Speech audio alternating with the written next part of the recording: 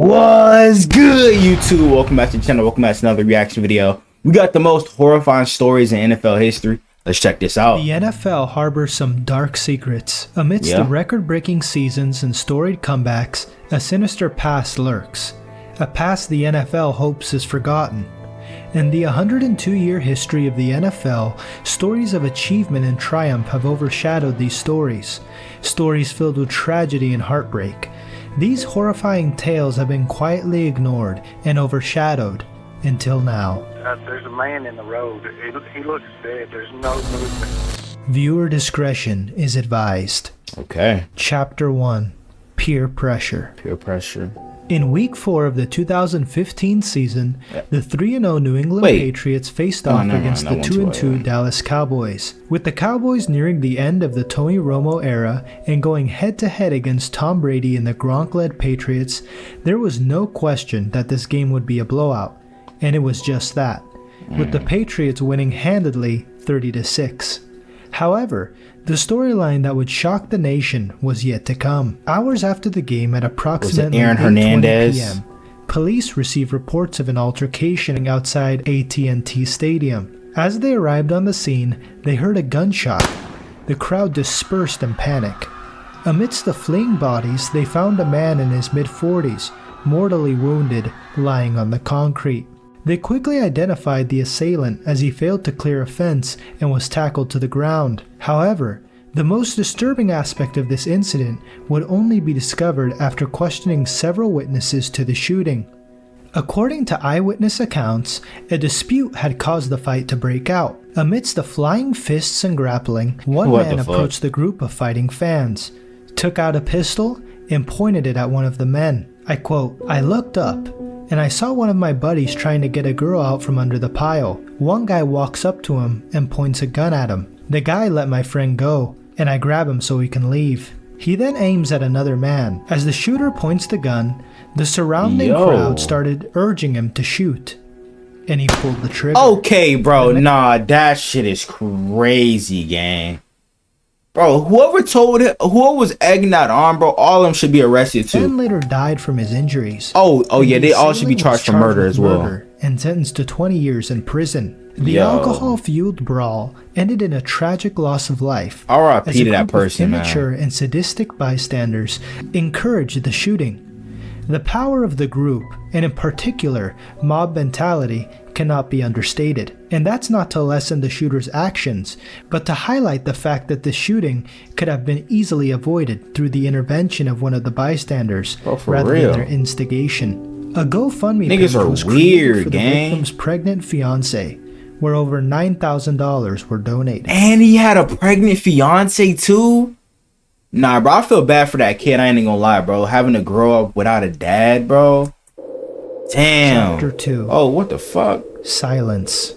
Weird that name. Silence engulfed the stadium as thousands of onlookers transfixed on the field. Hearts raced as a lone player lay on the turf. Players openly wept on the sideline as Dick Butkus, legendary linebacker for the Chicago Bears, frantically waved over at the sideline as the medics rushed to the field and immediately began to perform CPR. I think I remember this. Receiver. I think this was the first ever player that actually died on the field, I believe. Hughes. This dark moment in NFL history cannot be fully understood without going back to the Detroit Lions' final preseason game against the Buffalo Bills. Late in the game, Chuck Hughes caught a pass and received a brutal hit to the ribs, forcing him out of the game. After the match had ended and both teams went to the locker room, Hughes collapsed and was rushed to the hospital. The doctors could not confirm what had happened and stated that it was a kidney or liver injury. After 4 days in care, he was released, but continued to experience sharp pains in his stomach and chest, but toughed through it and continued on to the season. Damn, bro, that's a warrior right there, gang. But like, L doctors for letting him go, the though. 1971 season, the Detroit Lions faced off against the Chicago Bears. Chuck Hughes had not caught a ball all season, but in the fourth quarter, with 2 minutes left in the game, receiver Larry Walton for the Detroit Lions was forced out with an injury, and Chuck Hughes stepped in and immediately made an impact, catching a 32-yard pass from Greg Landry and is sandwiched by two defenders and is slammed to the ground. but springs back up, seemingly unfazed by the collision.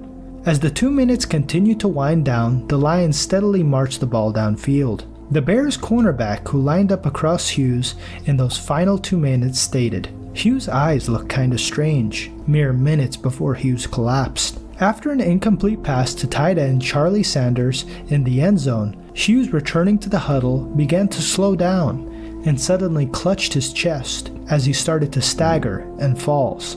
As Dick Butkus stared down, had Dick Butkus finally killed a man, the crowd thought, but he was untouched.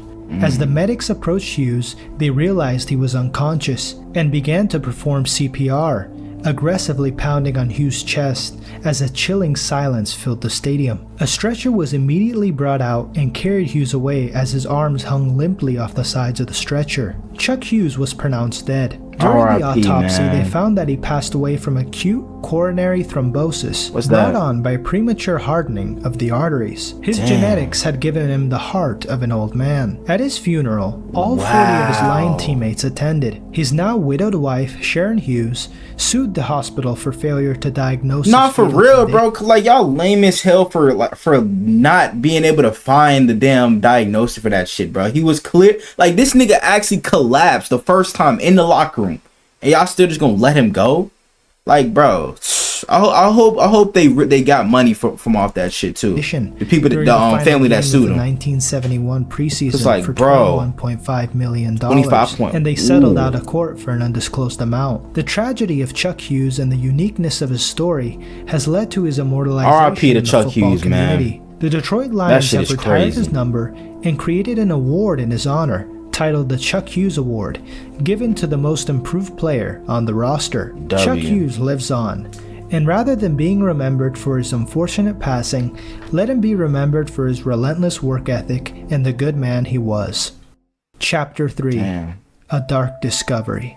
Okay. Week 15, 2009 season. Carson Palmer calmly approaches the line of scrimmage. The ball is going to one man, the Bengals' greatest playmaker. Oh shit, Chad Ochocinco drops back in the pocket, aka Chad and launches Johnson. the ball deep to Chad Ochocinco, burning one of the fastest corners in the league, Antonio Cromartie. Ochocinco hauls the ball in for a 49-yard touchdown. The usual charismatic and controversial Ochocinco, who always had a unique celebration up his sleeve, I think I remember this. Lifted his head, didn't a former teammate die or something like that? Just 3 days prior, one of Ochocinco's closest friends and fellow receiver, Chris Henry, had passed away. The young 26-year-old receiver had big dreams and was intent on turning his troubled life around, and was embraced by his Bengals team, which made the loss that much more tragic. In Chris Henry's final moments, a series of 911 calls were made by several witnesses. They described a man without his shirt and a cast on one of his arms in the back of a moving pickup truck as he punched the back window. I need a police officer on Oak Road. I'm riding behind a yellow truck. It's a F-150. It's got a black man on it with no shirt on, and he's got his arm in a cast. He's got some black pants on. He's beating on the back of this truck window. Something just looks crazy. The second call described a man lying in the road, motionless, with a crowd of people surrounding him. And as they were going to check on his pulse, the recording ends. I'm on Oakdale Road. I just pulled up and there's a man in the road. He looks dead. There's no movement. Okay. I don't know what happened. We just pulled up here. Can you find out if he's awake? No, he's definitely unconscious. He is not awake. Well, there's somebody checking his pulse and stuff right now. Okay. Is he breathing? Chris Henry would be rushed to the hospital and put on life support, where he would succumb early the following morning. According to the medical examiner, Henry had died from blunt force trauma from falling out of the moving pickup truck. But why was Henry in the back of a truck with no shirt, punching the back window? According to one of Henry's next-door neighbors, he saw the truck leave the driveway and said Henry was yelling that he needed to talk to the woman behind the wheel. He said, "If you take off, I'm going to jump off the truck and end it."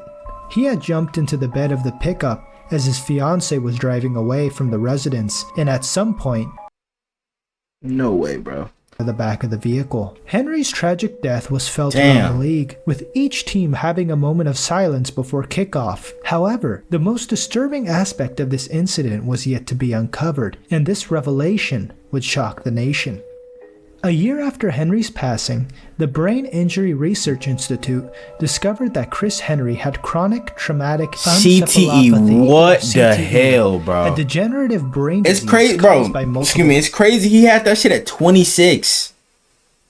Like, bro was still really young. Like, usually, like, CTE will start to take place, like, after you're, like, in your 30s or after you, like, you know what I'm saying, retire and shit like that, bro.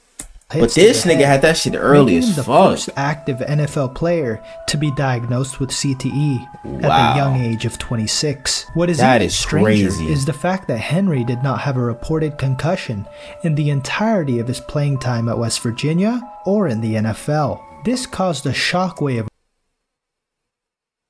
Whoa, hold up. Nah, bro. Somebody fired them doctors for real, bro. Like, nah, that's hella dangerous, Throughout the league. Concussions were not the only danger or cause to CTE, but the accumulation of lesser blows could eventually cause long-term brain damage. The threshold was far lower than anyone else had thought. Victims suffering from CTE can lose control of their impulses, suffer depression and memory loss, and ultimately develop dementia. What makes this even more troubling was Chris Henry's past. He had a troubled past, with frequent suspensions and run-ins with the law. His fiancée also stated that Henry frequently suffered from headaches and had mood swings. Many believe his CTE was at the root of these off-field issues. His fiancée was not charged with his death, and there was no alcohol found in Henry's system. It is still unknown whether Henry jumped out of the truck purposefully or fell accidentally. Either way, his story helped bring to light the health risks that repeated blows to the head can cause, even without a diagnosable concussion. After his passing, Henry's mother decided to donate his organs for transplant: his corneas, lungs, kidneys, and pancreas, which ultimately saved the lives of 4 people. Okay, Chapter 4. The Last Drive. The Last Drive. As the sun beat down on the group of young football players, led by their 6'5" all-state defensive tackle, Jeff Alm, the sound of clanging helmets and expletives yelled by the coaches could be heard a mile away. Amidst the banging of shoulder pads, a young player arrived, and the coach introduced him to the team, announcing that he had just transferred from a nearby high school. Giving him no time to settle in, the coach decided to put the 5'7" newcomer against the 6'5" all-state lineman. While most would tremble at the near idea of going up against someone so much bigger, the 5'7" transfer student didn't flinch, and with all his might threw himself at the 6'5" lineman. In a battle of pure grit, the short lineman caused the all-state lineman to struggle. After 30 minutes of trench warfare, Allen pulled the short lineman aside, made a deal with him that he would go light on him if he would do the same, and he agreed. A strong friendship would be formed. The all-state lineman Jeff Alm would then transfer to Notre Dame, but his friendship with short, fiery lineman Sean Lynch would only become stronger. Jeff Alm's aggressive play and relentless work ethic made him a force of nature on the football field, and was drafted to the Houston Oilers in round 2 of the 1990 NFL Draft. Alm's and Lynch's friendship continued to blossom, and unlike most, who when they reach a certain level of fame and wealth forget about their friends back home, Alm and Lynch continued to be inseparable.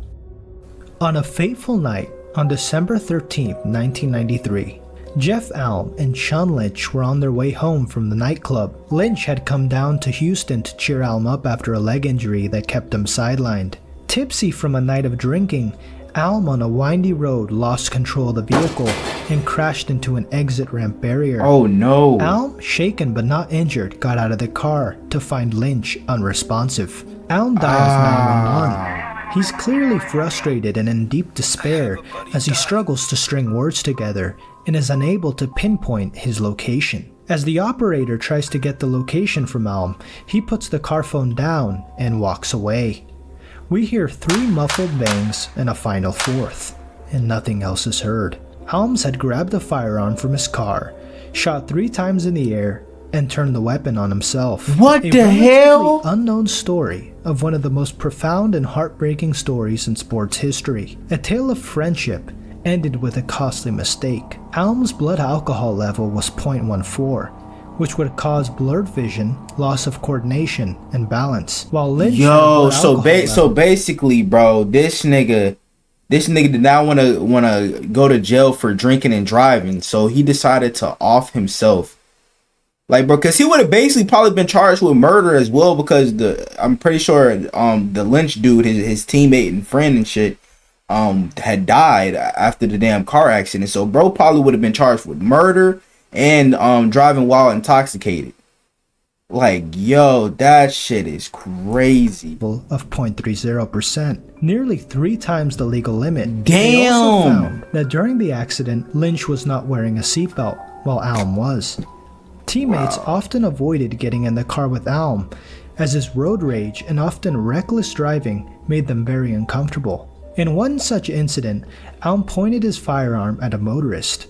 While teammates also considered him to be introspective and reserved around people he did not know, his rage was often uncontrollable, especially when he had been drinking. In one such incident at a bar, Alm had been drinking and punched a man so hard he required reconstructive surgery. Wow. The story goes to show. Damn, that nigga must have been strong as shit. Drive home rather than calling a taxi or friend to pick you up can be your last. Although this statement is constantly drilled into the public mind, the statement "don't drink and drive" is one that many continue to ignore. Drunk driving is responsible for about 1/3 of traffic fatalities, and there's no doubt that his drunken state led to man, if y'all are ever like out drinking or anything, bro, you know what I'm saying, like, make sure that either one, you have a friend that is not going to be drinking or anything at the party, or, you know what I'm saying, if y'all go out to the club or anything, make sure you have a friend that you know what I'm saying, is not going to be drinking, so he can drive you back home or whatever. Or if you do happen to drink, you know what I'm saying, just take a Uber or anything, bro. Like,